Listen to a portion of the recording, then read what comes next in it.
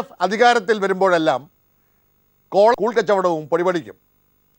തെരഞ്ഞെടുപ്പിൽ കാശ് തന്ന് സഹായിച്ചവരെയും വോട്ട് തന്ന് സഹായിച്ച ജാതിപശക്തികളെയും പീഡിപ്പിക്കാനുള്ള മുഖ്യ ഉപാധി സ്കൂൾ കോളേജ് ദാനമാണ്. മുന്തിയ പങ്ക് വിദ്യാഭ്യാസ മന്ത്രിയുടെ പാർട്ടി എടുക്കുമെങ്കിലും വീതം വയ്പ് നടത്തുന്നത് UDF തലത്തിലാണ്. അവസാനം പാർട്ടികൾ തമ്മിലും സമുദായ സംഘടനകൾ തമ്മിലും ഉച്ചഷ്ടത്തിന് പോലും അടിപിടിയാകുമ്പോൾ UDF ഉപസമിതി സ്കൂളുകളുടെ എണ്ണം പെരുപ്പിച്ചുകൊണ്ടിരിക്കും. പുതിയ +2 ബാച്ചുകൾ അനുവദിക്കാനുള്ള വിദ്യാഭ്യാസ വകുപ്പിൻ്റെ തീരുമാനം സർക്കാരിന് കോടികളുടെ ബാധ്യതയും സ്വകാര്യ മാനേജ്മെൻറ്റുകൾക്ക് വൻ ലാഭവും ഉണ്ടാക്കും. പുതിയ തസ്തികകൾ സൃഷ്ടിക്കുമ്പോൾ കോഴ ഇനത്തിൽ മാനേജ്മെൻറ്റുകൾക്ക് അനേക കോടികൾ ലഭിക്കുമെന്ന് ഉറപ്പാണ്. ബാർക്കോഴ വിവാദം കത്തിൽക്കുമ്പോഴാണ് +2 കോഴയുടെ ആഘോഷപൂർവമായ വരവ്. ഇവിടെ ഒറ്റ മാനദണ്ഡമേ ഉള്ളൂ, പണം കൊടുക്കാൻ ശേഷിയുണ്ടോ, നിങ്ങളുടെ പിന്നിൽ ജാതി മത സംഘടനകളുടെ സ്വാധീനമുണ്ടോ, നിങ്ങൾക്ക് ഹയർ സെക്കൻഡറി സ്കൂളുകൾ അനുവദിച്ചു തരാം. കോടിക്കണക്കിന് രൂപയുടെ കോഴ അതിൻ്റെ മറവിൽ ഇവിടെ നടന്നിരിക്കുന്നു. കേരളത്തിൻ്റെ മുഖ്യമന്ത്രി പറഞ്ഞിരിക്കുന്നത് ലാഭകരമല്ലാത്ത വിദ്യാഭ്യാസ സ്ഥാപനങ്ങൾ അടച്ചുപൂട്ടുമെന്നാണ്. വിദ്യാഭ്യാസം അത് ഭാവിയിലേക്കുള്ള ഇൻവെസ്റ്റ്മെൻറ്റാണ്. 2014 700 +2 ബാച്ചുകളാണ് പുതുതായി അനുവദിച്ചത്. ഇതിൽ 283 എണ്ണം ഹൈക്കോടതി വിധിയനുസരിച്ച് റദ്ദാക്കേണ്ടി വന്നു. ഈ സ്ഥാനത്തേക്കാണ് പുതിയ ബാച്ചുകൾ ആരോരും അറിയാതെ സർക്കാർ അനുവദിച്ചത്. ഹയർ സെക്കൻഡറി സ്കൂളുകൾ ഇല്ലാത്ത പഞ്ചായത്തുകളിലാണ് പുതിയ സ്കൂളുകൾ അനുവദിച്ചതെന്നാണ് സർക്കാർ ന്യായവാദം. ഇവയിൽ സർക്കാർ സ്കൂളുകൾ നാമമാത്രമാണ്. പ്രാദേശികമായ ആവശ്യകത കണക്കിലെടുക്കാതെയാണ് സർക്കാർ തീരുമാനം. പഠിക്കാൻ വേണ്ടത്ര കുട്ടികളില്ലെങ്കിലും പ്രശ്നമില്ല. ഇന്ന് കേരളത്തിലെ ഏറ്റവും ആദായകരമായ ബിസിനസ് സംരംഭം വിദ്യാഭ്യാസ വ്യവസായമാണ്. 100 ഏക്കർ റബ്ബർ തോട്ടമുണ്ടെന്ന് പറയുന്ന അഭിമാനത്തോടെയാണ് ചില സ്വകാര്യ വ്യക്തികൾ തനിക്ക് സ്വന്തം വക സ്കൂളുണ്ടെന്ന് പറയുന്നത്. റബ്ബർ പാൽ ചുരത്തുന്ന പണത്തേക്കാൾ അധികമാണ് അധ്യാപക നിയമനത്തിനും വിദ്യാർത്ഥി പ്രവേശനത്തിനും കോഴയായും തലവരിയായും ഒക്കെ ലഭിക്കുന്നത്. സേവനമാകേണ്ട വിദ്യാഭ്യാസത്തെ സർക്കാർ ഒരു വൻ ആഭാസമാക്കി മാറ്റിയിരിക്കുന്നു. 2014 അനുവദിച്ച 226 +2 സ്കൂളുകളിൽ 2/3 സ്വകാര്യ മേഖലയിലായിരുന്നു. എറണാകുളം മുതൽ കാസർഗോഡ് വരെ 94 ഹൈസ്കൂളുകൾ അപ്ഗ്രേഡ് ചെയ്തപ്പോൾ 77 എണ്ണം സ്വകാര്യ മേഖലയിൽ ആയിരുന്നു. SLC പരീക്ഷ പാസ്സായവർക്കെല്ലാം +2 പ്രവേശനം നൽകണമെന്ന ആവശ്യം ഉന്നയിച്ചാണ് പുതിയ സ്കൂളുകളും ബാച്ചുകളും അനുവദിച്ചത്. ശാസ്ത്രീയ പഠനം കൂടാതെയാണ് സ്കൂളുകൾ പെരുപ്പിച്ചത്. ടോട്ടൽ 699 ബാച്ചുകൾ വരും. 699. അത് 3 വിധത്തിലാണ്. ഒന്ന്, കോടതി പറഞ്ഞതുപോലെ +2 ഇല്ലാത്ത പഞ്ചായത്തുകളിൽ +2 40 കുട്ടികളെങ്കിലും ഉണ്ടെങ്കിൽ ഒരു കോഴ്സ് ആരംഭിക്കാനായിട്ട് പാടുള്ളൂ. അടുത്ത വർഷം 50 കുട്ടികളില്ലെങ്കിൽ തീർച്ചയായും അത് ബാച്ച് അവസാനിപ്പിക്കേണ്ടതായിട്ടും വരും. 2014 SLC പരീക്ഷാഫലം വന്നിട്ട് 4 മാസം കഴിഞ്ഞപ്പോഴാണ് +2 ബാച്ചുകൾ സംബന്ധിച്ച തീരുമാനം വന്നത്. കോഴപ്പണം വിലപേശി ഉറപ്പിക്കുന്നതിന് വേണ്ടിയാണ് പുതിയ സ്കൂളുകളും ബാച്ചുകളും അനുവദിക്കാൻ കാലതാമസം ഉണ്ടാക്കിയത്. മുസ്ലിം ലീഗിലെ പ്രമുഖ നേതാക്കളും സ്കൂൾ അനുവദിക്കുന്നതിന് വേണ്ടി കോഴ ചോദിച്ചെന്ന ആരോപണം ശക്തിപ്പെട്ടിരുന്നു. അവഗണനയ്ക്കെതിരെ വിവിധ കേന്ദ്രങ്ങളിൽ നിന്നും പ്രതിഷേധം ഉയർന്നിരുന്നു. കേരളത്തിലെ വിദ്യാഭ്യാസ മേഖല ഒരു ഈജിയൻ തൊഴുത്താണെന്ന് വിശേഷിപ്പിച്ചത് കോൺഗ്രസ് മുഖപത്രമായ വീക്ഷണമാണ്. ഈ വൃത്തിഹീനമായ തൊഴുത്ത് ശുദ്ധീകരിക്കാൻ കോൺഗ്രസ് നേതൃത്വം തയ്യാറല്ല. പങ്കുകച്ചവടത്തിൽ കോൺഗ്രസ് മന്ത്രിമാരും MLA മാരും പങ്കാളികളാണ്.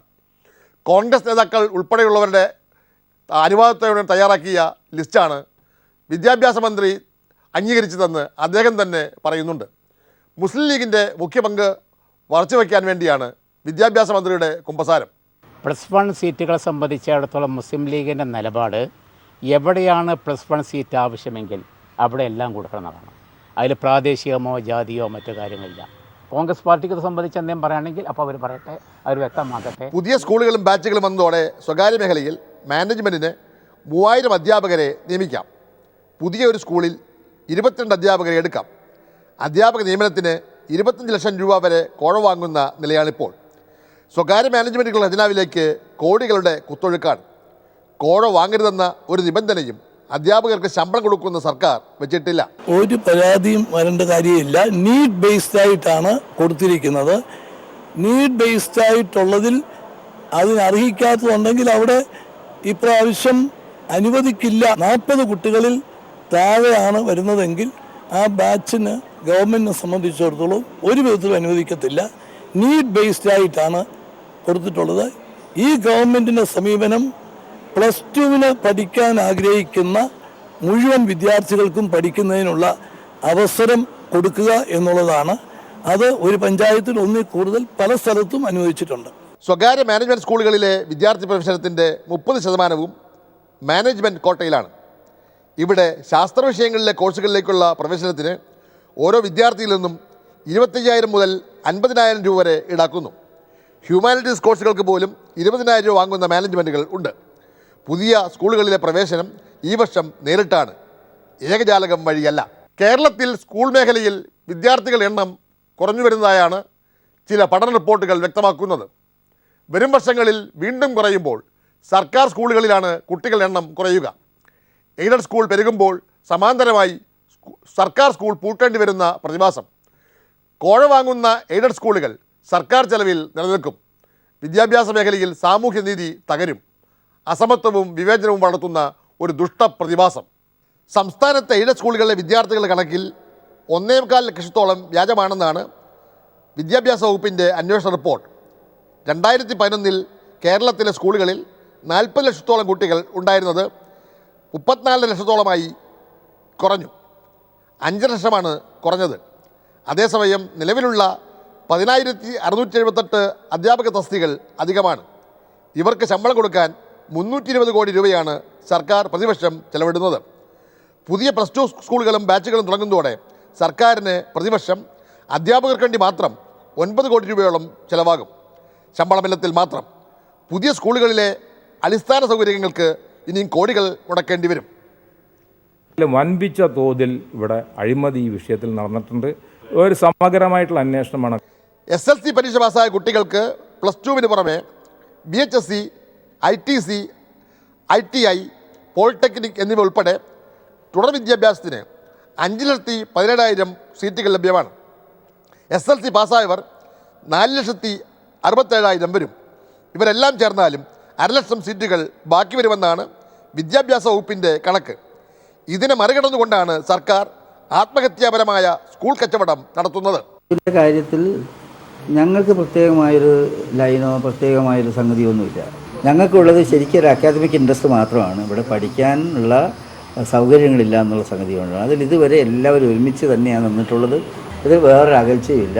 ഈഗോ കോൺഗ്രസ് തമ്മിലുള്ള അകൽച്ചയൊന്നും ഈ കാര്യത്തിലില്ല. +2 സ്കൂളുകളിൽ വിദ്യാർത്ഥികളുടെ എണ്ണം തികയ്ക്കാൻ സംസ്ഥാനത്ത് പലയിടത്തും അൺഎയ്ഡഡ് സ്കൂളുകളുമായി ചിലർ കച്ചവട കരാർ ഉണ്ടാക്കിയിരിക്കുകയാണ്. പുതിയ സ്കൂളുകളിലേക്ക് അൺഎയ്ഡഡ് സ്കൂളുകളിലെ കുട്ടികളെ മാറ്റാനാണ് രഹസ്യ നീക്കം. 6 മുതൽ 12 ലക്ഷം രൂപ വരെയാണ് ബാച്ചുകളുടെ വില പറഞ്ഞുറപ്പിച്ചിരിക്കുന്നത്. റിയൽ എസ്റ്റേറ്റ് ബിസിനസ് പോലെയുള്ള മറിച്ച് കച്ചവടം, കോടികളുടെ പകൽ കൊള്ള. 14 വയസ്സിന് താഴെയുള്ളവർക്കെല്ലാം നിർബന്ധിതവും സൗജന്യവുമായ വിദ്യാഭ്യാസം എന്ന ഭരണഘടനാ ലക്ഷ്യം ഇന്ത്യയിൽ ആദ്യമായി നടപ്പിലാക്കിയത് കേരളത്തിലാണ്. അതാണ് സമ്പൂർണ്ണ സാക്ഷരതയ്ക്ക് മുഖ്യ കാരണം. റവന്യൂ വരുമാനത്തിൻ്റെ 30%-ലധികം കേരളം വിദ്യാഭ്യാസത്തിന് മുടക്കുന്നു. വിദ്യാലയങ്ങളുടെയും വിദ്യാർത്ഥികളുടെയും എണ്ണത്തിൽ കേരളം മുന്നിലാണെങ്കിലും ഗുണനിലവാരത്തിൽ ഓരോ വർഷവും പിന്തള്ളപ്പെട്ടുകൊണ്ടിരിക്കുകയാണ്. കേരളത്തിലെ സാമാന്യ ജനങ്ങൾ ഇന്ന് ഏറ്റവുമധികം പണം മുടക്കുന്നത് കുട്ടികളുടെ വിദ്യാഭ്യാസത്തിനാണ്.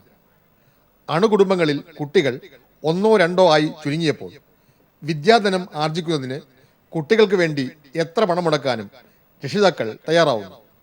കുട്ടികളുടെ വിദ്യാഭ്യാസമാണ് ഏറ്റവും വലിയ സമ്പാദ്യമായി ഇന്ന് എല്ലാവരും കണക്കാക്കപ്പെടുന്നത്.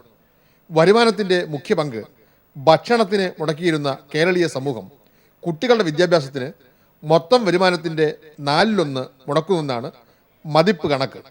ചെലവേറിയ വിദ്യാഭ്യാസ പ്രക്രിയ കുടുംബ ബജറ്റുകളും തകർക്കുന്നു. ഒരു വിഭാഗം വിദ്യാർത്ഥികളെ ഈ അൺഎയ്ഡഡ് സ്കൂളുകൾ അല്ലെങ്കിൽ എയ്ഡഡ് സ്കൂളുകളിൽ തന്നെ ഉണ്ടാകുന്ന പലതരത്തിലുള്ള പണപ്പിരിവുകൾ, ഇതിനു പുറമെ ഈ ട്യൂഷന് വേണ്ടി ചിലവഴിക്കുന്ന തുക, ഇതൊക്കെ ഗണ്യമായ തോതിൽ വർദ്ധിക്കുന്നുണ്ടെന്നാണ് 94 മറ്റോ ആസൂത്രണ ബോർഡിൻ്റെ ഒരു പഠനം കാണിച്ചത്. ഏതാണ്ട് 250 കോടി രൂപ ഒരു വർഷം കേരളത്തിൽ ട്യൂഷനായിട്ട് ജനങ്ങൾ ചെലവഴിക്കുന്നുണ്ട്. അടിത്തറ ഉറയ്ക്കാത്ത പൂഴിമണലിലാണ് കേരളത്തിലെ സ്കൂൾ വിദ്യാഭ്യാസ സൗധം നിൽക്കുന്നത്. ഗതിരോധവും അപവ്യയവും ഒഴിവാക്കാനാണ് പ്രൈമറി ക്ലാസ്സുകളിൽ ബെഞ്ചോട് കൂടിയ കൂട്ട പ്രമോഷൻ ഏർപ്പെടുത്തിയത്. ഹൈസ്കൂളുകളിൽ വർഷാന്ത്യ പരീക്ഷ ഉണ്ടെങ്കിലും തോൽക്കുന്നവർ വിരളമാണ്. ചില സ്വകാര്യ സ്കൂളുകളിൽ ഓരോ ക്ലാസ്സിലും നിലവാരം കുറഞ്ഞ കുട്ടികളെ വെട്ടിനിരത്തുകയും നിർബന്ധിത TC നൽകി പറഞ്ഞയക്കുകയും ചെയ്യുന്നതുകൊണ്ടാണ് 100% വിളവെടുപ്പ് നടത്തുന്നത്. വിത്തമെന്തിന് മർത്യന് വിദ്യ കൈവശമാകുകിൽ എന്നതായിരുന്നു പഴയ ചൊല്ല്. വിത്തമില്ലാതെ വിദ്യയില്ല എന്നതാണ് പുതിയ അർത്ഥവാക്യം. പണമുള്ളവർക്ക് മാത്രം വിദ്യാഭ്യാസം എന്ന മുതലാളി സംസ്കാരമാണ് ഇന്നത്തെ കേരളത്തിൽ. പൊങ്ങച്ച സംസ്കാരത്തിന് അടിമപ്പെട്ട് ഇടത്തരക്കാരും തങ്ങളുടെ മക്കളെ അൺഎയ്ഡഡ് സ്കൂളുകൾ എന്ന ബ്ലേഡ് സ്കൂളുകളിൽ ചേർക്കുന്നു. പ്രവേശനത്തിന് തലവരിയായോ സംഭാവനയായോ വൻതുക കൊടുക്കാൻ ഒരു വൈക്ലഭ്യവുമില്ല. വിദ്യാഭ്യാസത്തിന് വേണ്ടി ഒരുപാട് പണം പേരൻസ് ചിലവാക്കുന്നുണ്ട്, അത് സത്യമാണ്. കൂടിക്കൂടി വരികയാണ്, ഒരു കോമ്പറ്റീഷൻ പോലെയാണ്. മറ്റ് കുട്ടികളുടെ ഒന്ന് കമ്പയർ ചെയ്തിട്ട് അതിനൊക്കെ മെച്ചപ്പെട്ട സാധനങ്ങൾ മേടിച്ചു കൊടുക്കാനായിട്ടുള്ള ഒരു വ്യഗ്രത, അതൊക്കെ പേരൻസിൻ്റെ ഭാഗത്തുണ്ട്. അത് അവർക്ക് ബുദ്ധിമുട്ടുണ്ടെങ്കിൽ അവരത് ചെയ്യുന്നു. കാരണം കുട്ടിയെ സന്തോഷിപ്പിക്കാനും മറ്റുള്ളവരുടെ കൂട്ടത്തിൽ മികച്ച് നിൽക്കുന്നു എന്ന് കാണിക്കുന്നതിനും വേണ്ടിയുള്ളൊരു പ്രവണതയായിട്ടാണ് എനിക്ക് മനസ്സിലാക്കാൻ കഴിഞ്ഞിട്ട്. സമൂഹത്തിലെ ഉന്നത ശ്രേണിയിൽപ്പെട്ട വീടുകളിലെ കുട്ടികളെ അരിച്ചെടുത്ത് പഠിപ്പിക്കുന്ന അൺഎയ്ഡഡ് സ്കൂളുകൾ മികച്ച പരീക്ഷാ വിജയം നേടുന്നത് അവിടുത്തെ അധ്യാപനത്തിൻ്റെ മിടുക്കൊണ്ടല്ല. പുസ്തകങ്ങൾ ചുമന്ന് നടുവൊളയുകയും മുന്നോട്ട് കുനിയുകയും ചെയ്ത കുഞ്ഞിക്കുഞ്ഞന്മാരുടെ സമൂഹത്തെയാണ് ഈ കുബേര സ്കൂളുകൾ സൃഷ്ടിക്കുന്നത്. സ്കൂൾ സമയം കഴിഞ്ഞാൽ വീട്ടിലോ പുറത്തോ ട്യൂഷൻ പഠനത്തിന് രക്ഷിതാക്കൾ അധിക പണം മുടക്കുകയും ചെയ്യുന്നു. അവിടെ രണ്ട് തരം പൗരന്മാരെ സൃഷ്ടിക്കുന്നുണ്ട്. മൊത്തം വിദ്യാർത്ഥികളിലെ ഒരു 5-6% പേര് ഇത്തരം സ്കൂളുകളിൽ പഠിക്കുന്നുണ്ട്. പക്ഷേ വേറൊരു പ്രശ്നമുള്ളത്, ഗവൺമെൻറ്റിൻ്റെ അംഗീകാരമില്ലാത്ത ഒട്ടേറെ അൺഎയ്ഡഡ് സ്കൂളുകൾ എന്ന് പറയുന്നതിന് അർത്ഥമില്ല. കാരണം ഒരു സ്ഥാപനം സ്കൂളാവുന്നത് KER പ്രകാരമുള്ള ചില വ്യവസ്ഥകൾ പാലിച്ച് ഗവൺമെൻറ്റിൻ്റെ അംഗീകാരം കിട്ടുമ്പോഴാണ്. ഇങ്ങനെ യാതൊരു അംഗീകാരവും ഇല്ലാത്ത ഒട്ടേറെ സ്ഥാപനങ്ങൾ ഇവിടെ പ്രവർത്തിക്കുന്നുണ്ടെന്നും അവയിൽ അൺഎയ്ഡഡ് സ്കൂളുകളിൽ ഉള്ളതിനേക്കാൾ 2-3 ഇരട്ടി വിദ്യാർത്ഥികൾ പഠിക്കുന്നുണ്ടെന്നുമാണ് മതിപ്പ് കണക്ക്. അൺഎയ്ഡഡ് സ്കൂളുകളുടെ വ്യാപനത്തോടെ അവിടെ കുട്ടികളെ പഠിപ്പിക്കുന്നത് ഒരു സ്റ്റാറ്റസ് സിംബലായി മാറി. ധനിക കുടുംബങ്ങളിൽ വായിൽ വെള്ളിക്കരണ്ടിയുമായി ജനിച്ചവർക്ക് വേണ്ടി സംവരണം ചെയ്തിട്ടുള്ള ഈ സ്കൂളുകളിൽ ഇടത്തരക്കാരും പ്രാമാണിത്വം കാട്ടാൻ തങ്ങളുടെ മക്കളെ പഠിപ്പിക്കാൻ തുടങ്ങിയതോടെയാണ് ചുറ്റുപാടുമുള്ള ഇതര സ്കൂളുകളിലെ കുട്ടികളുടെ എണ്ണം കുറയാൻ തുടങ്ങിയത്. വിദ്യാഭ്യാസത്തിന്റെ കമ്പോളവൽക്കരണം മൂലം അൺഎയ്ഡഡ് എന്ന സമാന്തര വിദ്യാഭ്യാസ മേഖല വളർന്നിരിക്കുകയാണ്. CBSE, ICSE എന്നീ കേന്ദ്രങ്ങളിൽ കാളച്ചന്തയിലെ പോലെയുള്ള വിലപേശലാണ്.